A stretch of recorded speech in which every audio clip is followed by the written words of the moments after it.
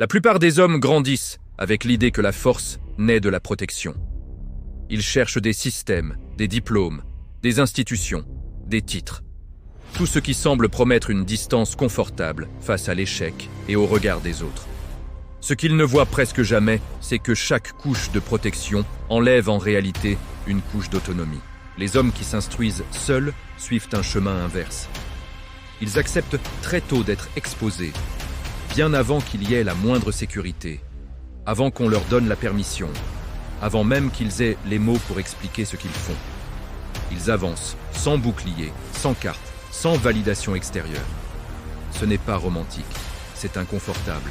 Cela veut dire décider sans garantie et porter seul les conséquences. La majorité des hommes fuient cette étape parce qu'elle ressemble à se tenir nu devant une foule. Ceux qui restent assez longtemps dans cette nudité finissent par voir naître autre chose, une autorité intérieure. Quand aucun système ne répond de ton sort, tu arrêtes de négocier la responsabilité. La séparation commence là, pas au moment du succès, mais dès l'engagement sans filet. Puis arrive le silence, pas comme un trait de caractère, mais comme une nécessité structurelle. Ils ne se taisent pas par manque de confiance. Ils se taisent parce que parler ouvre une porte. Et chaque porte laissée ouverte invite quelqu'un à entrer dans ton processus, dans ton rythme, dans ta logique. Chaque explication crée un accès. Chaque accès permet une interférence. Le silence garde les systèmes inachevés. Et ce qui est inachevé ne peut pas être inspecté, jugé, ni détourné. La plupart des hommes parlent pour se sentir exister. Les hommes autonomes retiennent leurs mots pour que la structure reste intacte. Le silence devient un contenant. Il retient l'énergie, empêche l'exposition prématurée. Ce n'est pas de la timidité, c'est de la contention active. Plus un homme devient silencieux, moins il y a de mains capables de pénétrer son travail. Avec ce silence qui s'épaissit, il se décroche progressivement du timing social. Ils cessent d'apprendre quand la société donne son feu vert. Ils apprennent quand la curiosité l'exige. Cela crée des frictions. Leurs centres d'intérêt paraissent décalés, hors sujet, mal synchronisés. Mais le timing collectif n'est jamais neutre. C'est un mécanisme de contrôle. Il aligne les comportements, les pensées, les paniques. Les hommes autonomes brisent cette synchronisation très tôt. Ils étudient quand personne ne regarde, quand il n'y a ni signal du marché, ni applaudissement, ni excitation partagée. Ce désalignement est solitaire. Il rend aussi l'interférence beaucoup plus difficile. Quand ton apprentissage ne suit pas le rythme de la foule, la comparaison perd son pouvoir. La pression devient imprécise.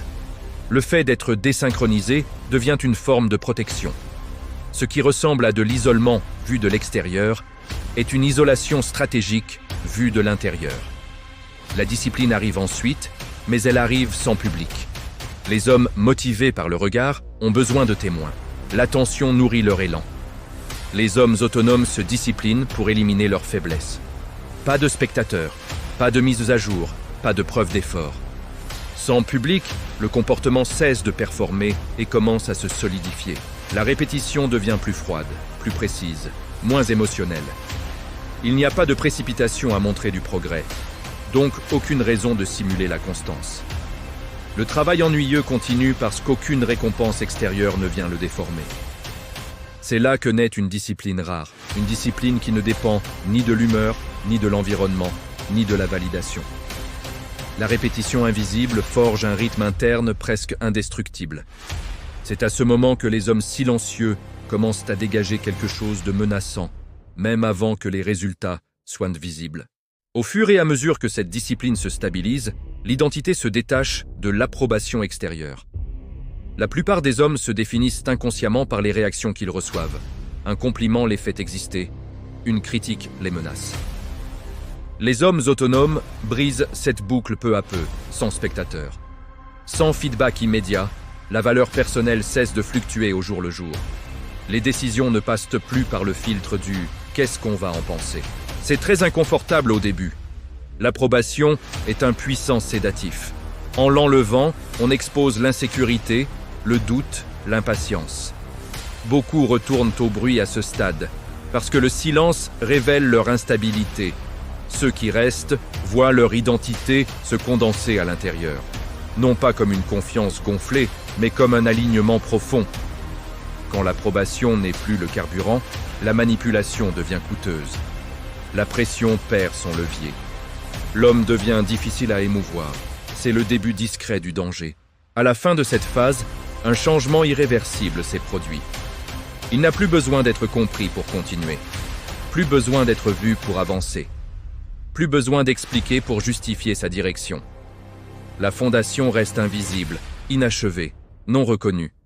Mais elle n'est plus fragile. C'est là que la plupart des observateurs se trompent. Ils prennent le silence pour de la faiblesse, la distance pour de la confusion, le mutisme pour un manque d'ambition. Ils ne comprennent pas que l'absence de bruit est précisément ce qui permet à la structure de s'épaissir. Le stade le plus dangereux n'est pas celui où l'homme devient bruyant, dominant ou triomphant. C'est celui où il devient stable à l'intérieur, sans aucun témoin. À partir de là, chaque couche qu'il ajoute devient plus difficile à repérer, plus difficile à interrompre, plus difficile à arrêter. Avec le temps, il devient illisible, pas secret, pas trompeur, simplement difficile à déchiffrer. Ses réactions ralentissent, ses signaux émotionnels s'aplatissent. Il cesse de diffuser ses intentions par le ton, l'urgence ou les explications. Cela déstabilise ceux qui comptent sur la reconnaissance des schémas pour garder le contrôle. La pression sociale repose sur la prévisibilité. Si tu réagis comme on s'y attend, on peut te gérer. L'homme autonome casse ce mécanisme en supprimant les signaux évidents. Il n'annonce pas ses plans. Il n'escalade pas émotionnellement face aux défis. Il ne se précipite pas pour dissiper les malentendus. Cela crée une asymétrie. Les autres se révèlent d'abord. Il surexplique, surinterprète, surprojette. Lui, il collecte des informations sans offrir de prise. Cette illisibilité n'est pas une stratégie apprise dans un livre. C'est le résultat naturel de l'indépendance. Quand tu n'as plus besoin d'approbation, la clarté devient facultative. Et quand la clarté disparaît, le contrôle s'affaiblit. Il sort peu à peu de l'économie du signal social. Qui explique, qui réagit, qui se défend, qui rassure. Il cesse de corriger les suppositions, de défendre ses choix, de justifier son silence. Cela force les autres à ajuster leur comportement sans qu'il ait à leur dire quoi faire. Les conversations ralentissent autour de lui. Les attentes s'adoucissent. On hésite avant d'appliquer la pression parce qu'on ne peut plus prédire la réponse. L'autorité commence à se former indirectement, non parce qu'il l'exige, mais parce que l'environnement se recalibre autour de son absence de soumission. C'est dérangeant pour les observateurs. Le silence casse les scripts. Il enlève les poignées familières. Avec le temps, sa position monte non par domination, mais par absence de reddition. C'est pourquoi on sous-estime souvent ces hommes jusqu'au moment où ils deviennent difficiles à déplacer. Ils deviennent résistants aux appâts. La plupart des hommes sont contrôlés par les incitations, les compliments, les opportunités, l'urgence, la peur de perdre. Ces leviers ne fonctionnent que si l'identité est ancrée à l'extérieur. L'homme autonome a déjà payé le prix du détachement. Il n'est plus désespéré d'être inclus, promu ou validé. Les offres perdent leur pouvoir hypnotique. Les menaces deviennent imprécises. L'urgence ne le fait plus bouger. Son horloge interne prend le dessus sur les deadlines extérieures. Les systèmes de contrôle dépendent de la vitesse de réaction. Quand la réaction ralentit, ils perdent leur emprise. Ce n'est pas de la rébellion, c'est de l'immunité. Avec cette immunité vient la sélectivité. Il n'élargit pas son réseau à tout prix, il le réduit. Moins de relations, moins de conversations, moins d'explications. Chaque lien est évalué à son coût réel, pas à son confort. La popularité s'efface, la précision la remplace. Cette contraction est souvent lue comme de l'antisocialité ou de la froideur. En réalité, c'est stratégique. Chaque relation supplémentaire introduit des attentes, du bruit, des leviers potentiels pour autrui. Il accepte la perte sociale pour protéger son autonomie. Il sait que l'accès est une vulnérabilité. Moins de gens se sentent autorisés à ton temps, à ta logique, à ton énergie émotionnelle, plus tu deviens difficile à influencer. Au bout du compte, il n'a plus besoin de performer la force. Il ne prend pas de posture, il ne menace pas, il ne convainc pas. Son pouvoir n'est pas visible parce qu'il n'a jamais eu besoin de témoins. Il a construit sa structure sans supervision, sa discipline sans applaudissements, son identité sans approbation. C'est ce qui le rend rare. La plupart des hommes s'effondrent plus tôt dans le processus. Ils retournent au bruit.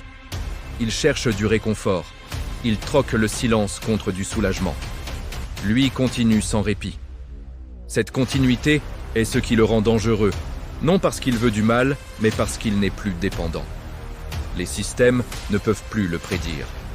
Les jeux de statut ne peuvent plus l'ancrer. La manipulation émotionnelle ne peut plus le déplacer. Il est silencieux parce qu'il n'a rien à prouver. Il est rare parce que peu d'hommes supportent ce chemin jusqu'au bout. Et il est dangereux parce que le contrôle n'a plus rien à quoi s'accrocher. À la fin de ce parcours, quelque chose d'irréversible s'est produit.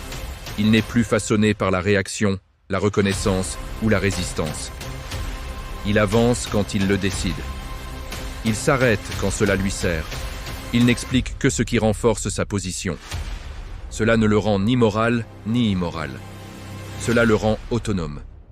Et l'autonomie, quand elle s'accompagne de patience et de discipline intérieure, est la force la plus déstabilisante dans tout système bâti sur l'obéissance. Les hommes les plus dangereux ne sont pas les plus bruyants, les plus colériques ou les plus ambitieux. Ce sont ceux qui ont appris à opérer sans être vus, sans être compris, sans être nécessaires. Quand leur présence finit par se faire sentir, la structure est déjà terminée.